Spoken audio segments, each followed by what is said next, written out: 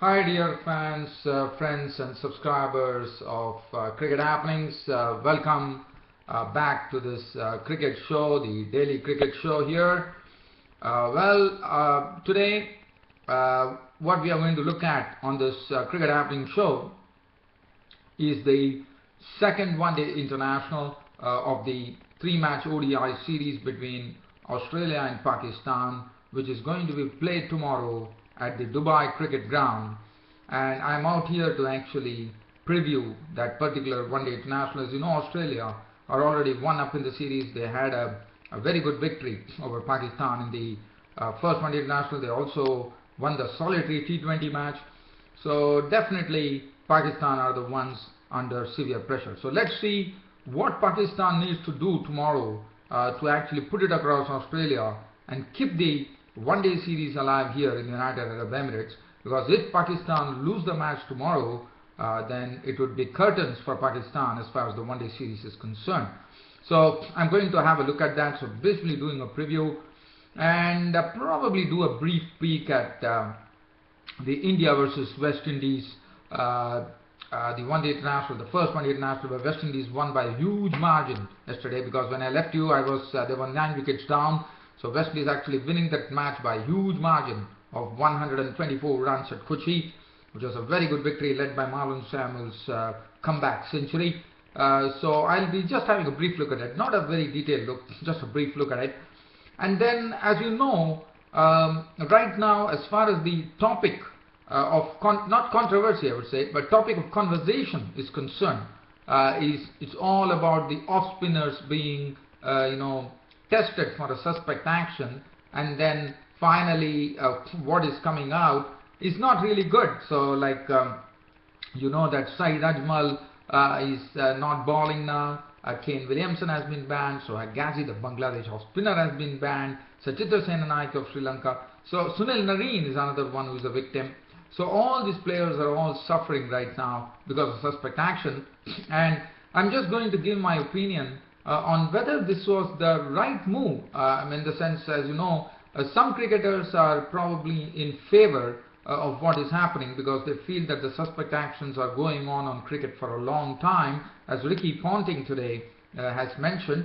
And other than that, like Ramiz Raja, the Pakistan former player and commentator, feels that this is not the right timing just before the World Cup. And I think I will be definitely agreeing with Ramiz Raja, because just before the World Cup you don't need to do that. Probably after the World Cup, I think if you could have come very hard on the spinners, that is still okay. But this is a mega event, and if, say for example, if some players are not playing, then it is actually robbed the World Cup 2015 in Australia and New Zealand of a lot of razzmatazz and lots of excitement. So as I said, I don't want to really generalize on anything, but this is my opinion purely, that the timing is not right, according to me, as far as spinners testing. Probably the testing should have been done much earlier, because there's only now 6 months to go before the World Cup kicks off. Now, probably not even 6 months, less than 6 months, I would say. Anyway, I'll come back to that later, but let's focus on a preview here of the second one-day international, which is coming up at the Dubai Cricket Ground tomorrow. And as I said, what we are going to have to look at is like what Pakistan is going to do, because they have been losing 2 matches now. First the T20, now they lost the first one-day international at Sharjah. And what is Pakistan going to do? Well, one thing that Pakistan would definitely like to do is they would like to keep the same opening combination of Ahmed Shahzad and Sarfraz Ahmed. Now, Sarfraz Ahmed, I am a strong supporter of Sarfraz Ahmed, for the simple reason, I was talking about him. That's a very aggressive player. He was drafted in the one-day squad for the first time. I think he's a very good player, in the sense the way he hit James Faulkner onto the roof of the Sharjah Cricket Stadium was a breathtaking shot, according to me. He was on one knee and he slogged him down to the over the roof at the Sharjah Cricket Stadium. Not only that, he was the one who actually got the Pakistan innings going with some real impetus there, with some good strokes. Now Sarfraz Ahmed, Ahmad Shahzad will form a very good combination. Now Ahmad Shahzad is also a very good attacking player. He has a lot of strokes in his repertoire, and once Ahmad Shahzad gets going, and he's a person who can really, we have seen in the past that against Sri Lanka, I do remember that he has really stood at the crease, waited for the loose opportunity, and then once that is over, Ahmad Shahzad really flows like sweet music, So I think Ahmad Shahzad and Sarfraz Ahmed are a very good combination.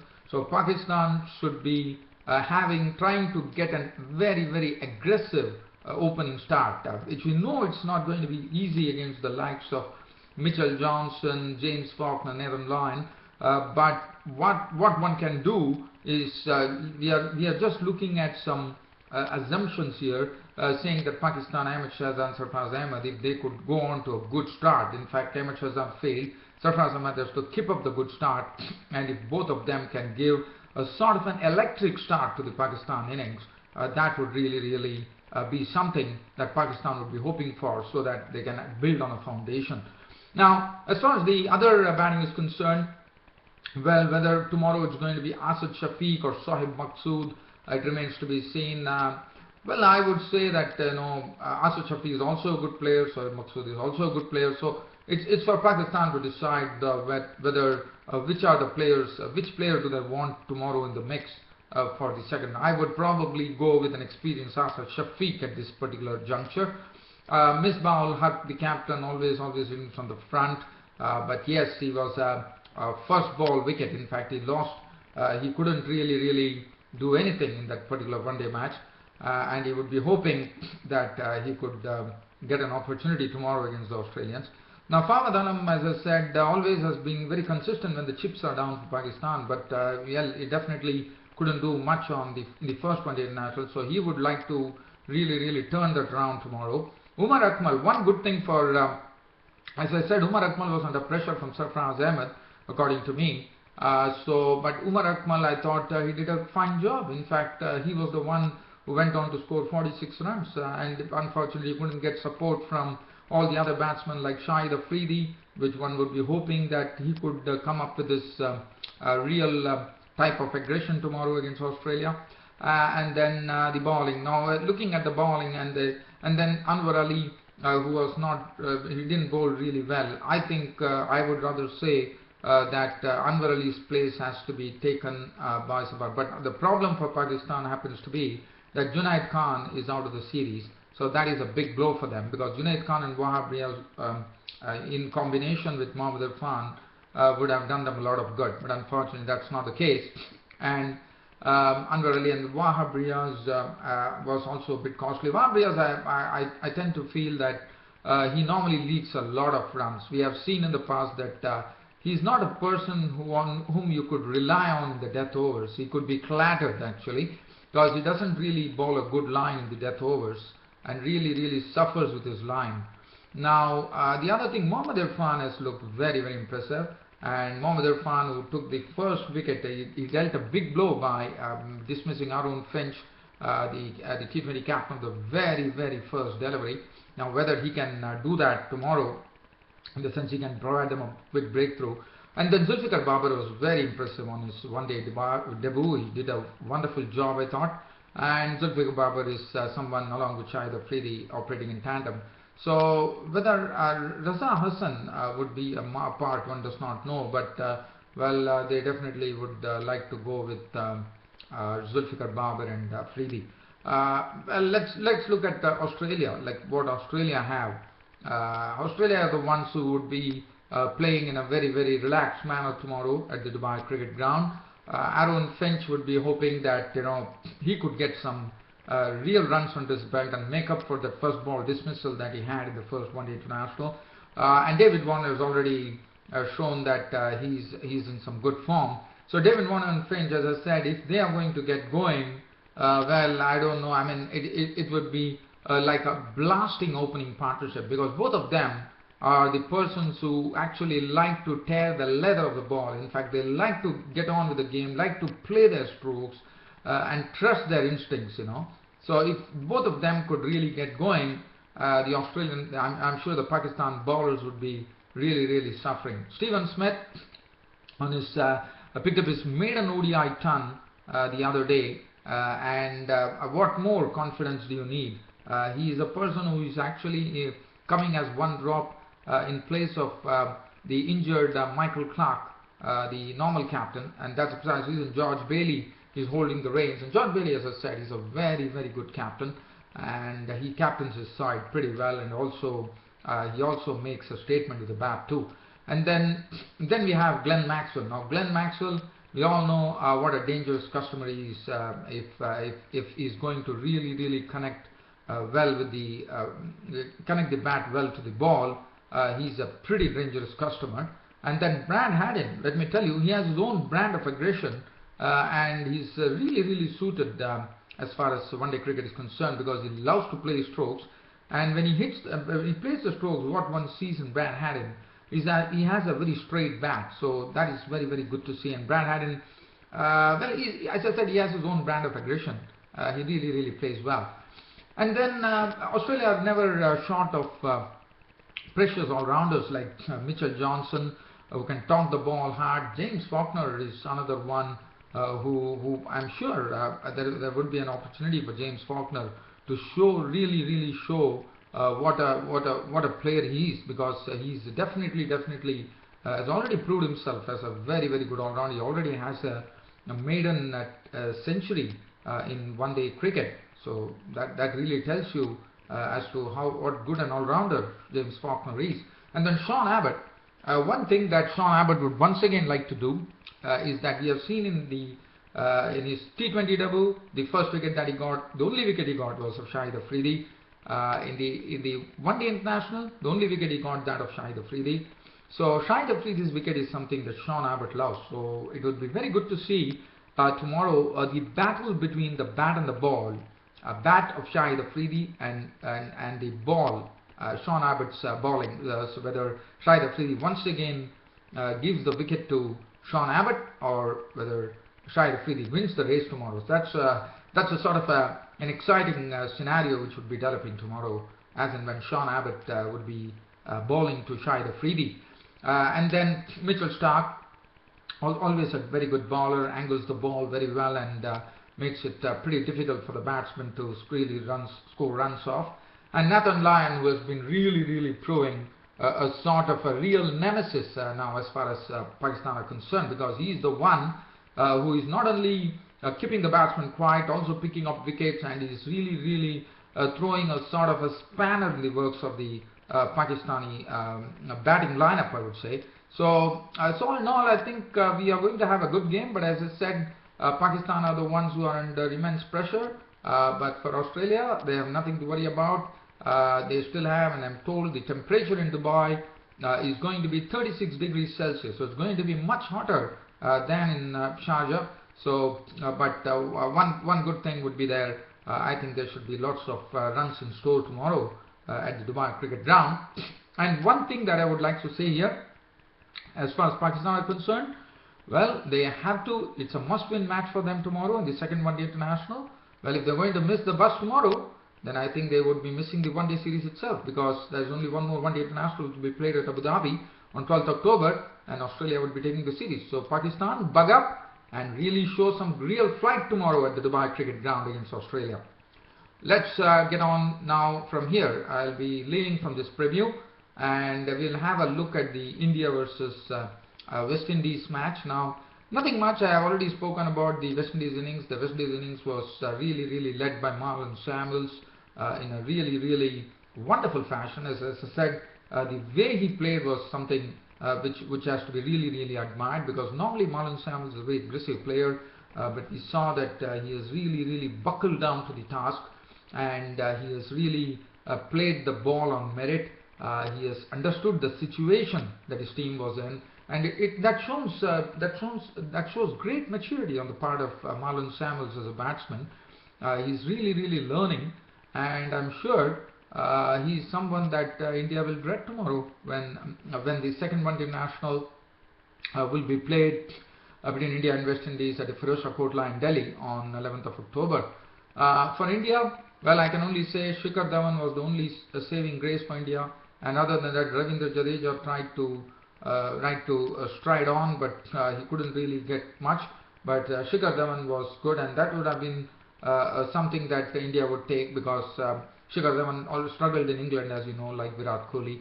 But he really got only one big knock, I suppose, in England. But here Shikhar Dhawan scored 68. He was the highest scorer. Rahane looked good with his 24. But for India, I think all in all, they really had no answer to some disciplined bowling coming in from the West Indian bowlers. Whether it was Taylor was very economical. I mean, in the sense, he definitely got some tap towards the end, but barring that, I thought he did a good job. Well, nothing to really talk about. Marlon Samuels was named man of the match. So, but now, what I'm going to do on this cricket broadcast is that, as I said, I'm just going to give my sole opinion on this very big topic of conversation that is going on, whether, dear friends and subscribers, whether it was right on the part of the ICC to actually penalize all the off-spinners for a suspect action, because I wouldn't say like this is something which has to be done. There's no doubt about it. We want everything has to be done according to the laws of the game, no doubt about it. But my question, or anyone's question, is only whether the timing is right, because only 6 months remain, probably less than 6 months, for the World Cup 2015 in Australia and New Zealand, and that is going to be a marquee event in 2015. Probably it's going to be herald the new year, almost like, February it starts. So 14 February is the start, I suppose, but I'm not really sure about the date. Probably I need to check it. But one thing really beats me is that why is this being done? I mean, it is not proper timing according to me, because every bowler, probably there's a lot of bowlers might get probably demotivated by this exercise. They have to change their action. One does not know whether that will allow them to actually spin the ball well. One does not know what is in store. But I thought I have nothing against that. Yes, they have to, if it's a suspect action, they have to be checked. But why just before the World Cup, and why not after the World Cup? Because World Cup 2015 is a marquee event, as I said, and this is a major event, and everybody are looking forward to the World Cup. It takes every 4 years the World Cup comes. It's being played in Australia and New Zealand, the Trans-Tasman territory, and everybody are looking forward to it. Everybody wants all the teams to be fully fit, with all the players gelling well, and a lot of things has to happen. So, but the timing, according to me, seems to be a bit awry just before the World Cup. Probably they could have done it after the World Cup. And anyway, as I said, one school of thought says that this is the right decision. One school of thought goes to say that this is not the right decision. But again, well, as I said, we are nobody. We are just ordinary people. I am also an ordinary person. So we can all give our opinions, as the cricketers have been doing. So this is my opinion. I would probably say that the timing was not right.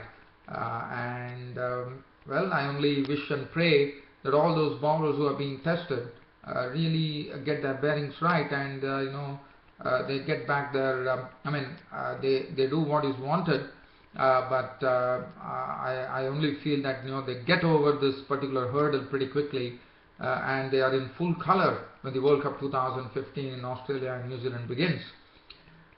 Well, dear fans and subscribers, I think I have dwelt enough on this particular issue. Probably the problem is always there for me, is the paucity of time.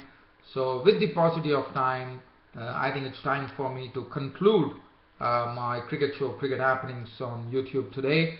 I'll definitely be there tomorrow, and tomorrow, looking at Friday, I would probably say that it could be a cricket update and not a full cricket report, or probably a cricket summary, probably one innings report. Wouldn't know. Time permitting, I would be doing that, but I'm sure just before I leave for office, I don't think the match would be over.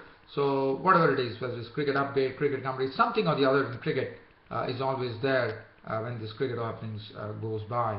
Well, dear fans and subscribers, thanks for your company. Thanks for your tremendous cooperation to the cricket show. Your host Ram will be seeing you tomorrow. Until then, it's goodbye. Thank you.